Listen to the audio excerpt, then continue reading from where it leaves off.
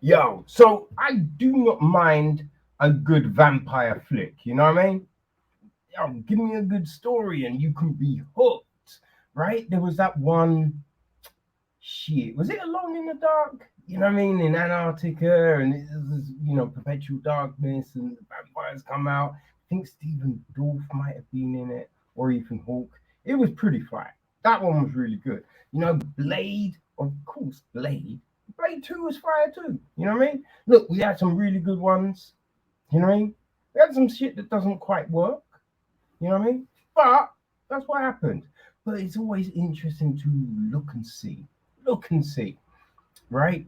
So, yeah, Day Shift. So, this is the directorial feature debut from J. Perry, you know. Yeah, I think Perry, like, he's martial artist, stunt man, which I think explains a lot of stuff that we see here, right? I think these things, especially the martial arts, right, it helps define some of his work because, yeah, a lot of the stuff we see, it's yeah, some crazy martial arts shit. He's also, he was a stuntman on like the Mortal Kombat films, right? Buffy, I mean, Scorpion King, just shit like that. So you're like, okay, yes, that that makes a lot of sense, right? So he directs, and it is written by Tyler Tice and Shay Hatten. I mean, Shay Hatten is all over the place, right?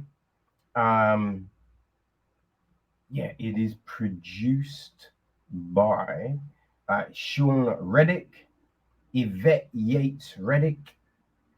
We got Jason Spitz, Chad Stahelski, from John Wick. Executive produced by Alex Young, Datari Turner, Charles J.D. Chagil, Jamie Foxx, and Peter Baxter, with Tom Carson as an associate producer. Music is from Tyler Bates as well, right? Um, we've got cinematography from Toby Oliver. It is edited by Paul Haar. Stuart Atkins and Dina Brigidi handle the casting. Production design is Greg Berry. Art direction, Andy Brummel and Gregory S. Hooper. Set decoration, David A. Cook and Lynn Mitchell. Costume design, Kelly Jones. Right, our cast. We have got Jamie Foxx as Bud Jablonski. Then Megan Good plays his ex-wife, Jocelyn Jablonski. Right? We have got do, do, do, do, do, shit. Uh, yeah. Well, we don't seem to have the name of his daughter, which that seems. Oh, here we go. Paige Jablonski is played by Zion Broadnax. Okay, then we've got Seth, played by Dave Franco. Uh, the big bad Heather, played by Natasha Lou Bordizio. Um, there is Big John Elliott, played by Snoop Double D, Snoop Old Drizzy Dog. Ralph Seeger, Seth and Bud's boss. He is played by Eric Lang. We've got Troy, played by Peter Dormar. There's Klaus, played by Oliver Masuki. Darion, played by Scott Adkins. I believe. Oh no, yeah. So the Nazarian brothers. So there's Darian, and then Mike, played by Steve Howie.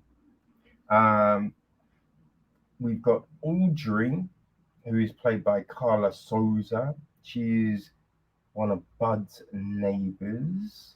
Let's just say. There's the old lady, who is played by Daniel Kennedy and Shai Dubrow.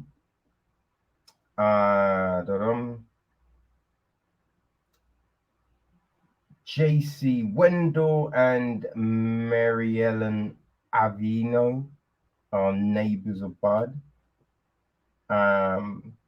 Mayuki Matazunga is a dry cleaner who works with the union.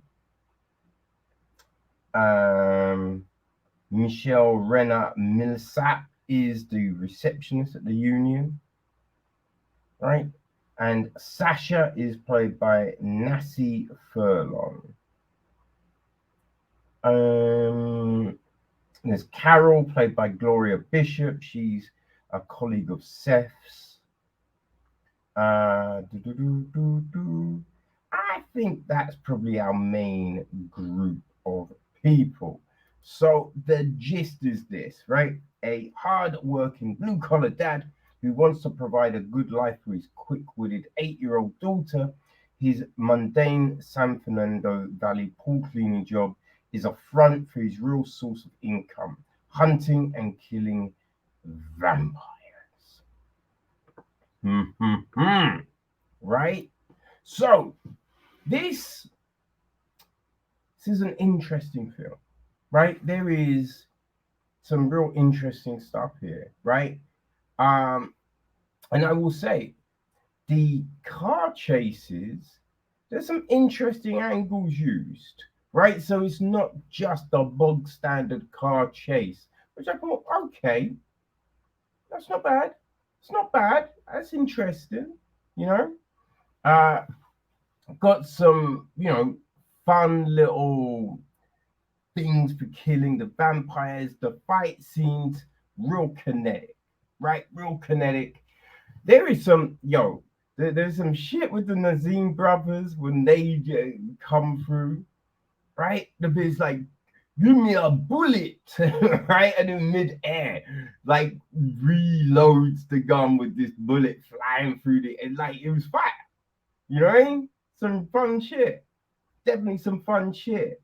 Now, we start off with like Bud, pool cleaner, cleaning out the pool, just all trash.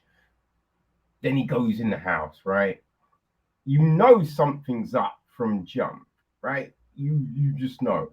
But I have to say, the hidden contraption in his box, that's pretty dope. Goes in the house, hunting vamps, and finds them, does his thing. I will say, right? We get the kind of clue that Bud has been doing this for a long ass time, which then means that first little incident was crazy sloppy, right? It was real fucking sloppy. The way, just like not anticipating, and you know what I mean, you've got all the guns, but then the backup shit, right? In case, oh, I drop a gun. What have I got? Right? There's a lot of scrambling, which is fine. But if we're meant to believe that homie is, he's a lifer at this shit, then gotta come correct, son. You feel me? But that's it. We then, the interactions with his ex and the kid and just all of that. That's what it fits the narrative of the film. Like it helps drive where the film is gonna go and all of this. But short is 8, right? So they were married for a while. It seems like they've not been separated for a long time. So that's a long ass time for him to be sneaking around and lying, and like you kind of feel right that there would have been time to tell the wife, or kind of put in place better a better lie, you know? And then it's just the whole money thing of the story. Like, I've got to raise all of this money in this time frame. Kind of feel, well, surely you're putting stuff away because you know you're sending. It's not like it's a surprise. You're sending your kid to a private school. You know it costs money. You feel me? It's like, wait, what's happening here? Like, why is this such a big shock? Then gets the union rep, right? But acts like an ass for a while. Like that whole thing when Seth comes into it, it felt a little forced. You know what I mean? Because it's just like, okay, we're gonna be dicks to each other, but then we're gonna become like, you know what's happening. So it's just like, do we have to play this dance, right? Because it didn't feel necessary, like it didn't fit what was going on, right? Because if you have to be decent to this union, otherwise you're kicked out. If you're kicked out, you're not gonna make money. So why, like, you wouldn't be a dick. You know what I mean? You'd be trying to make it work from the giddy up. You know, so there's stuff that doesn't quite work here. You know, stuff that, like, there's the neighbor situation, right? It's all kind of really fast.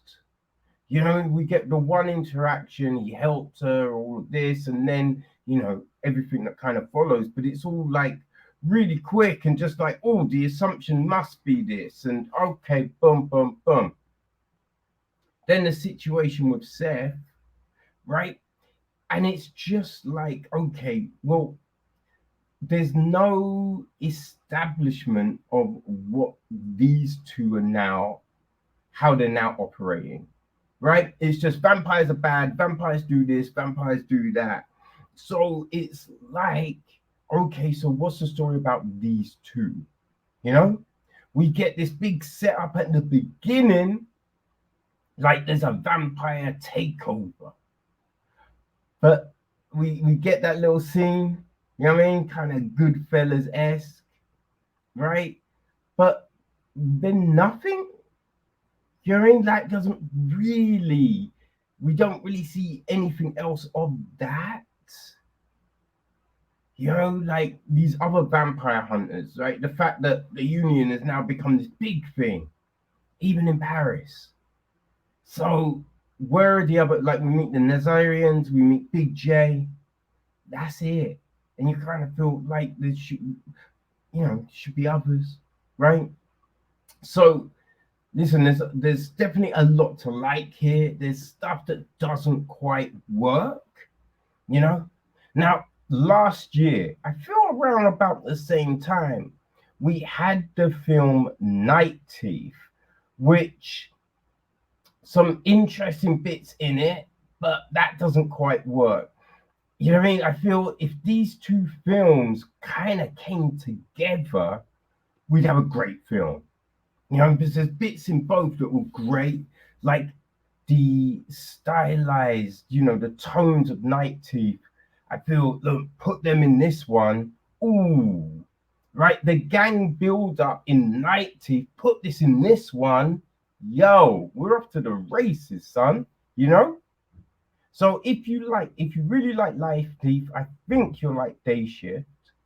Right? It's not quite as, it's definitely not as good. I was gonna say it's not quite as, it's definitely not as good as Project Power, which Foxx was in. That's straight legit. You know what I mean? That's straight legit.